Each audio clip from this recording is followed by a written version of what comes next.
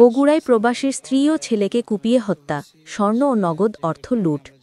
মোহাম্মদ তৌহিদ হাসান, বগুড়া জেলা প্রতিনিধি। বগুড়ার শিবগঞ্জ উপজেলায় নৃশংসভাবে কুপিয়ে হত্যা করা হয়েছে এক প্রবাসীর স্ত্রী এবং তার ছেলেকে।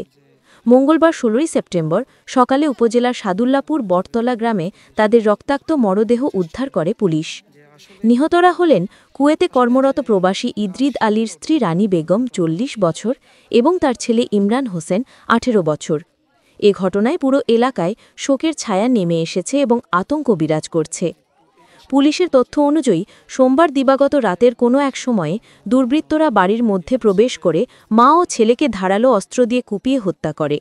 সকালে জানালা দিয়ে মৃতদেহগুলো দেখতে পেয়ে পরিবারের সদস্যরা পুলিশে খবর দেন। পরে police bureau of investigation PBI এর ক্রাইম সিন টিম ঘটনাস্থলে পৌঁছে তদন্ত শুরু করে। নিহতদের মরদেহ ময়নাতদন্তের জন্য শহীদ জিয়াউর রহমান মেডিকেল কলেজ হাসপাতাল মর্গে পাঠানো হয়েছে।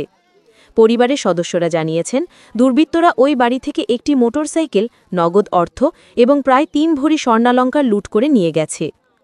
বগুড়ার অতিরিক্ত পুলিশ সুপরিদপ্তর হুসাইন মোহাম্মদ রায়হান বলেছেন, এই হত্যাকাণ্ডের সমস্ত দিক গুরুত্ব সহকারে খতিয়ে দেখা হচ্ছে।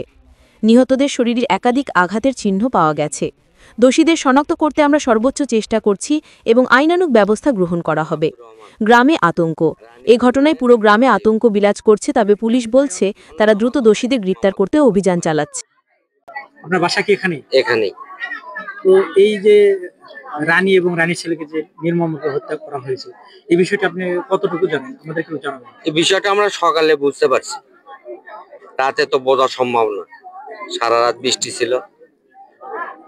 আর এই রানী বেগমের যে মেয়ে আছে একটা, তার বিবাহের খরচাপাতি করার জন্য বগুড়া, সেখান থেকে রাতে ৯টায় ফেরার পর এ ঘটনা ঘটে।